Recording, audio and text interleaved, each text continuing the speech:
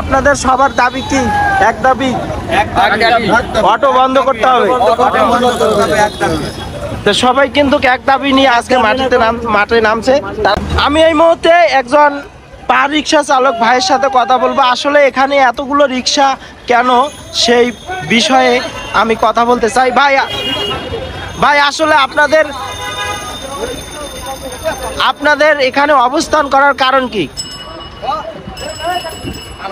ভাই আমরা রিক্সা চালক, জি, অটো চলতেছে মেন রাস্তায়, সব জায়গায় চলতেছে। আমরা যদি রিক্সা যদি বন্ধ করে দেন তাহলে বন্ধ করে দেন, আর যদি অটো ছাড়েন তাহলে অটো চলুক।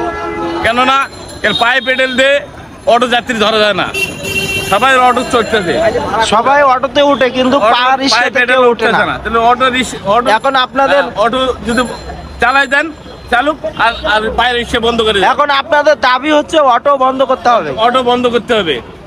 আচ্ছা, অটো ছাড় দেন কিছু মানে না, কাউকে মানে না, সিগন্যালও মানে না। তো আগে অটো যখন বন্ধ ছিল আগে কেমন ইনকাম ছিল? আগেও ইনকাম ছিল, গাড়ি জমা ভাত বিল দিয়ে থুয়ে 500 টাকা দাও থাকতো, আর এখন সবকিছু বাদ দিয়ে থুয়ে 150-200 টাকা সারাদিন মজুরি ওঠে না আমাদের। মানে এখন অটোর কারণে আপনারা খ্যাপ পাচ্ছেন না ঢাকা? খেপ পাইতেছেন আমরা।